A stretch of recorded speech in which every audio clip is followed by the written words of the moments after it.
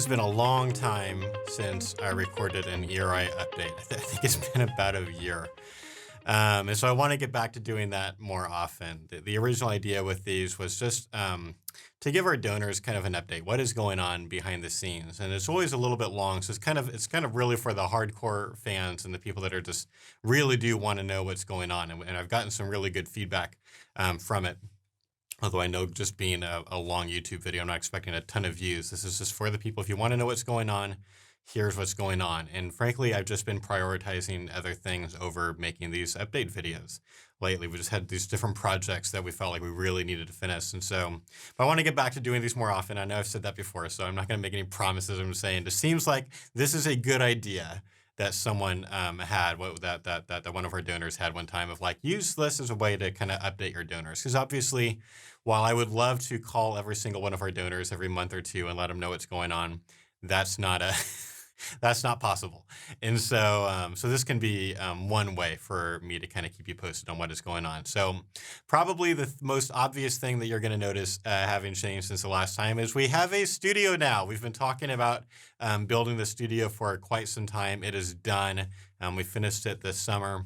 And so this is really nice. That doesn't mean I might not always do the update videos in here. I might still sometimes. It's fun to do them like on trips with the like the only time that I ever use a selfie stick. But it's kind of fun to do them in different places. But I wanted you to be able to see we have this now. And so this is such a much more efficient way for us to make videos. So I've told the story before, like when we shot the videos, so Tim did the blood donation one, Rachel did a video talking about responding to rape. We shot that at my church. That was like a day and a half long shoot, functionally, because I had to spend all this time gathering all the equipment, making sure we had every cable, every battery was charged, like all of those things, and then like load them all into cars, bring them to this church, set up for the first time. That takes a few hours, and then shoot for a while, and then tear everything down, take it back to my house, bring it all upstairs. That's a day and a half, basically, of work. And so to set this up, this took like 20 minutes. And we're shooting in 4K. It's just a much better thing. So you can just imagine what we could do with that. Now, whenever we feel like we need to, we could quickly make a video, and a really high quality video, and not have to waste so much time just in like the setup process. This stuff is just basically always set up. And we've got a podcast studio back there. So we've really got two studios for the price of one. And that's been really, really good thing for us. It was really helpful. Like just when we were finishing the Sidewalk counseling class, which I'll talk about in a little bit. There were just a few videos that we needed to make just to kind of, tie up a few loose ends. We wanted to make a tutorial video on how to use our outreach brochure, for example, because some Sidewalk counselors use that. And a video about like our favorite iPad app for Sidewalk counseling with. And like just stuff that we didn't shoot when we did our main two, 3-day long shoots with Jacob and David B. Wright and Christy Burkhardt. And so it was just really easy to kind of come in here and set up and get Rachel going and just recording video. So it has really been fantastic.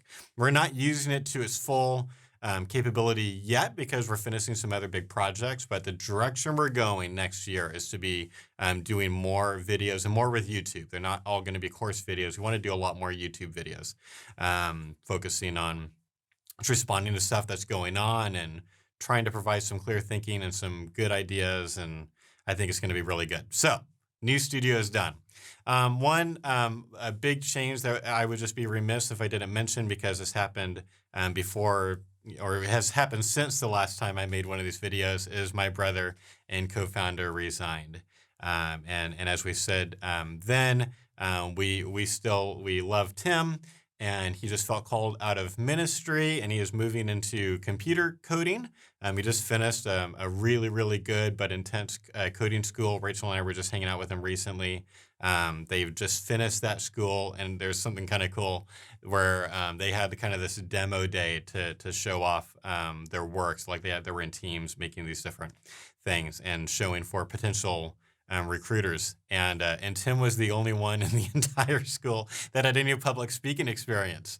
And so he did great. They were calling him Steve Jobs afterwards. So we're all really happy for him as he begins his job search. If you need an app made, you might reach out to him because that is a new skill that he has developed. So we all love him. But in his absence, I've got to say, Rachel, who took over the training director position, has just been killing it. She's been doing so well. There's the memory that, is always in my mind when I'm thinking about this is how, there's been this expansion for the Equipped for Life course that we've been working on behind the scenes for literally 4 years. It's this really advanced philosophy module, the most advanced we've ever gone philosophically. Might be the most advanced we ever go philosophically, for all I know. And it's responding to the kind of arguments that some of the top pro-choice philosophers tend to make that we don't really cover in the Equipped for Life course. But it's been hard because while pro-life philosophers have been talking about this for a while, there was kind of one philosopher that we really liked the direction that he was going, but then we ended up finding a problem with his work on it. And so our team actually solved that problem. And that kind of unlocked us to be able to begin writing scripts and trying to figure out how do we want to teach this. And so anyway, so a few weeks after Tim left, Rachel said, hey, Andrew and I, our other philosopher, we're going to be done with the scripts for the new module, the advanced module, by the end of the month. And I was shocked. I was like, really? That's possible? I wasn't even thinking of that as being a thing that could happen that fast. He's like, yeah, we're just going to get it done. She's a really, really good team leader, like project manager. And so she's been running all of our volunteers, all of our interns. Like, I'm really utilizing that great skill set that she has. And they got it done. So we have shot that entire course expansion, and we're in the editing process now. Rachel's really been doing almost all of that editing. I've been helping with some of the illustrations and graphics that she's adding to that, but I'm not going to promise exactly when that's going out because I've been burned too many times when I try to do that.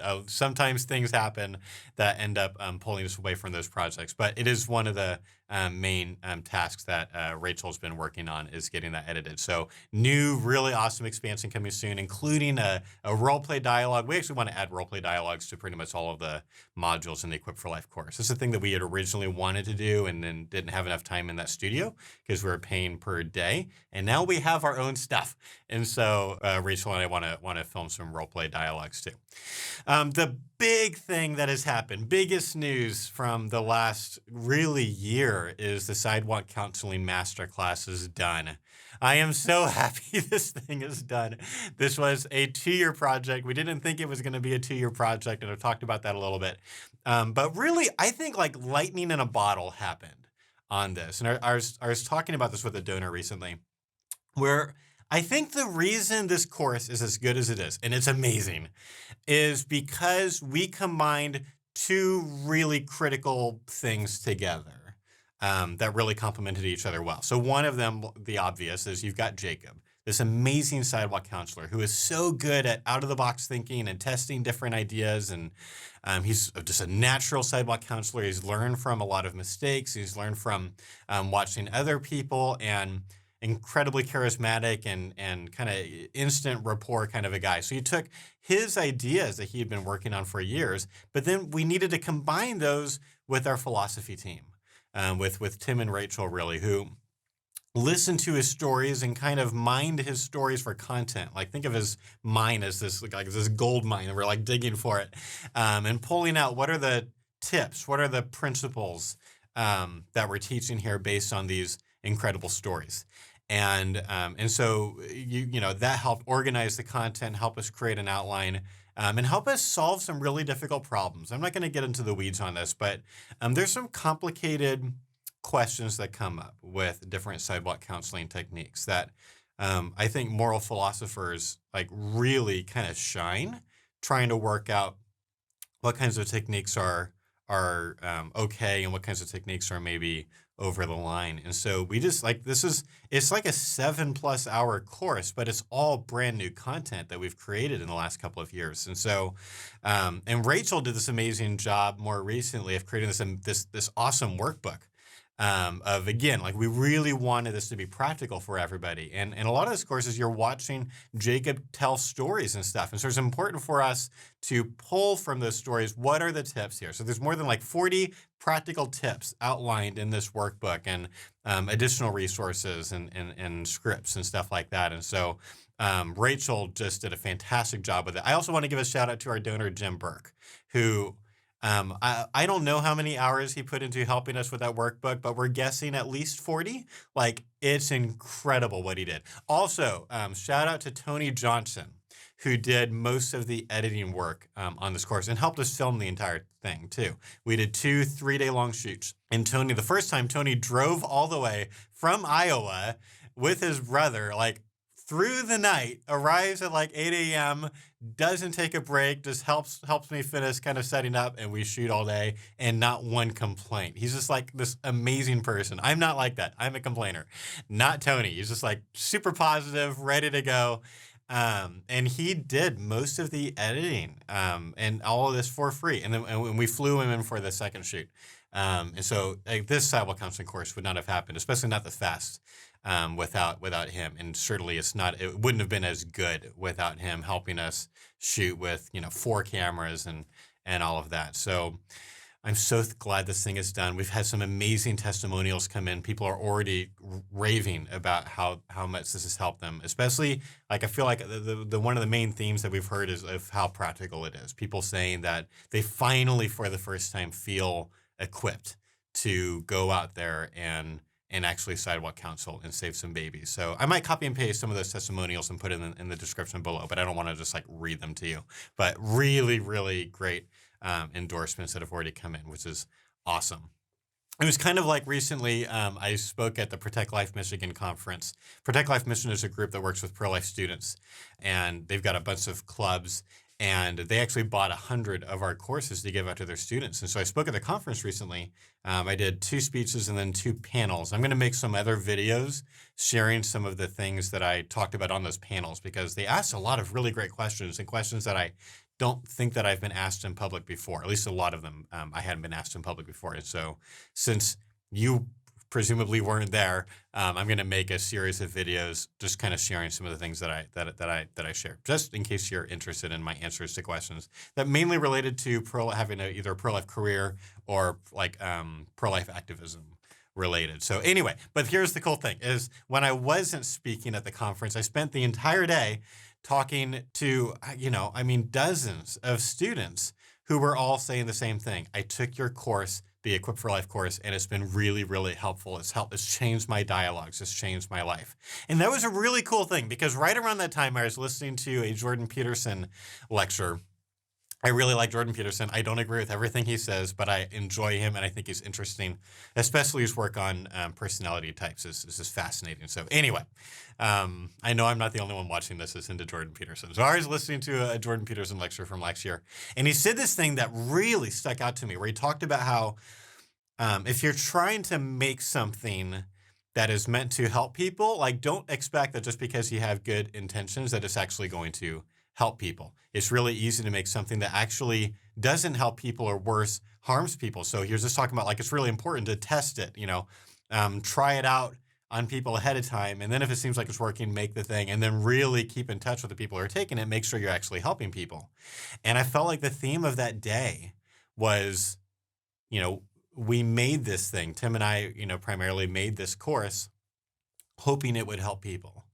And now we really know it did. It really is helping people. And so that was a really encouraging thing. And since you presumably are one of our supporters or donors, you have really helped people, and I wanted you to know about that. Okay, a couple of other things before I wrap up. The other main project going on behind the scenes is a podcast relaunch. And so I just want to talk to you a little bit about that because I've got volunteers that have been working a lot on preparing this. So to go backwards in history a little bit, this is going to get a little bit confusing, but I just want, this will be like the place that I kind of explained this. So we had 2 podcasts for a while. We started a podcast at the same time as we launched the Equipped for Life course, which was in late 2016. And that was kind of a roundtable discussion-oriented podcast, and was created as kind of a exclusive bonus if you get the Equipped for Life course. Remember, in the beginning, the Equipped for Life course was an annual membership model. And so one of the ways we wanted to keep on providing value to people through the course was with a podcast.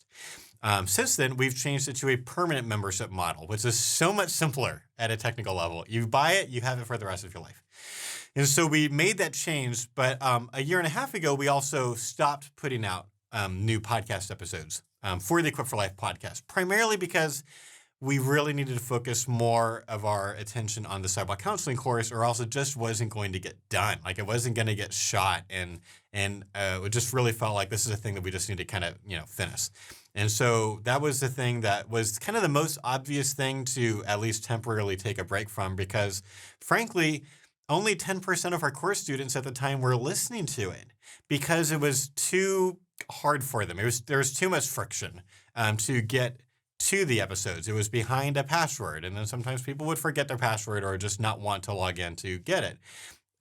Meanwhile, we had a second podcast, the Equal Rights Institute podcast, that has always been a public podcast feed. You can get to it on iTunes or whatever podcast app that you use.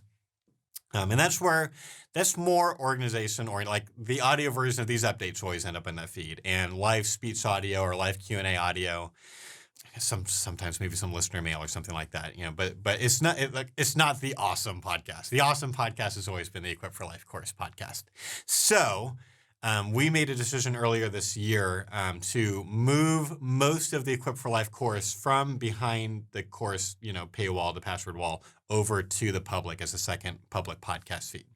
Now, this is a very complicated transition because we originally were creating these episodes thinking these were for course people who had already watched this 4-hour pro-life apologetics course. So we were making some of the episodes kind of like building upon that. So we're not moving everything from that course out to the public. We're moving, I haven't done the math, it's something like 80% of it to the public. But then stuff that's just really kind of connected to the course, that's like 201 level based on this course. There is a lesson, for example, or not a lesson. There's a podcast episode. There's like building on our lesson on responding to the question of rape.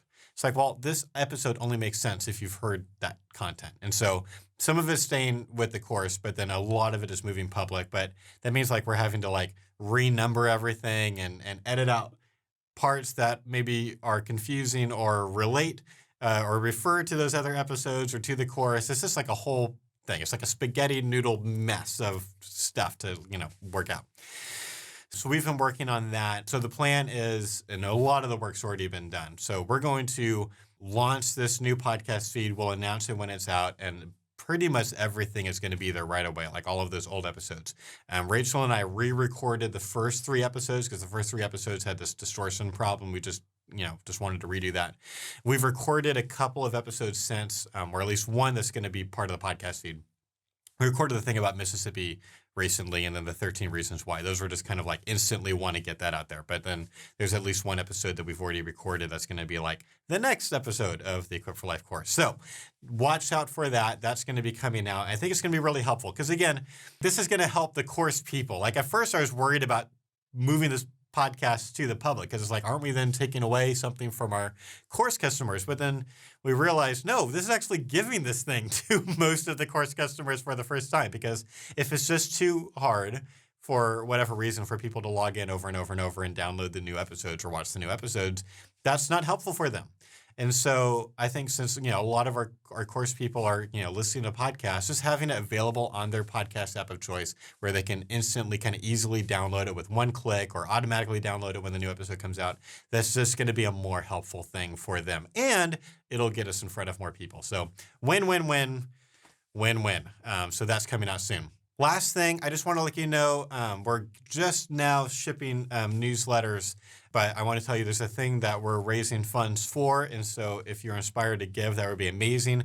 We're planning already for our March for Life trip, and we are doing way more with the March for Life than we ever have. Last year, our team was at the DC March for Life, and we already just started brainstorming what could we do to help people here. I mean, there's 500,000 people or whatever it is here. What could we do? And so we decided to raise the funds to create 3 big teardrop banners. There's a few other groups that do something like this at the March, and they all have different messages. So we brainstormed the messages. I'm going to put up a picture on the screen, a mock-up of what these are going to look like. But we brainstormed them during our annual staff meeting this last summer, and we're going to carry those through the March. We're also going to do like a meetup of our supporters or fans. So we're going to put out details at some point of here's a spot at the March, like come meet us, and we'll have, at least one of those banners. It'll be hopefully pretty easy to kind of find us, hang out with us, take pictures, answer questions, get to know you, that kind of thing. We're also going, of course, to the Students for Life Conference, although now it's called something else. They're partnering with a couple of other big pro-life groups, including Alliance Defending Freedom, Heritage Foundation, and Life Action are the other groups.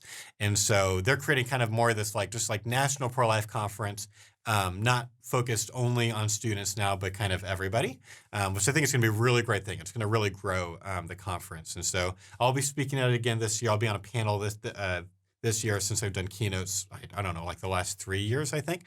They like to kind of rotate that around. So there's no, it's not a diss. But I'm going to do a panel. We're going to, of course, have a booth.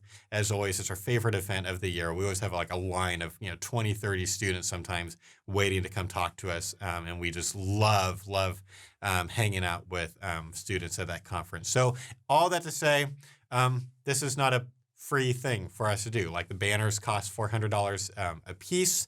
And then it's going to cost, we're estimating something like $5,000 in travel expenses. We're also going to be there. We've got a partnership thing we're probably doing with another pro-life group, but I don't want to announce that just now, just in case something kind of falls through. But we're working towards something that, if this works out, and I'm like 90% sure it's going to work out, you're going to love it when you hear about it. It's going to be a really, really cool partnership.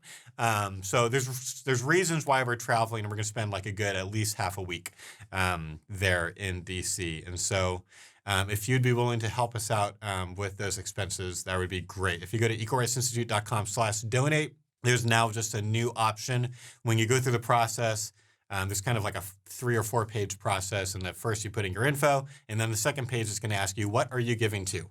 Which has always been basically general fund or a certain staff member's support account. Now there's a new option at the bottom that says March for Life. And so if you want to support that trip and those teardrop banners and stuff, then that would be a way that you could do that, and that would mean a lot. So thank you so much for your support. I've been in touch with our donors more lately, and everything I'm hearing is that everyone's still excited, and just really glad to know what's going on. There's been a lot of growth this year. This has been a really good year for ERI because we're getting ready for what Rachel and I have been calling our new normal, where we're putting out, regular podcasts and regular great YouTube videos. That is a lot of what next year is going to look like for us. In fact, I might even do less speaking, or at least be pickier about what speaking opportunities I get, so we can just maximize our time here in this office that is just so helpful, so we can just help more people, help make videos that thousands of people can watch and learn from and be helped by. So thank you so much for all of your support. And until next time, God bless.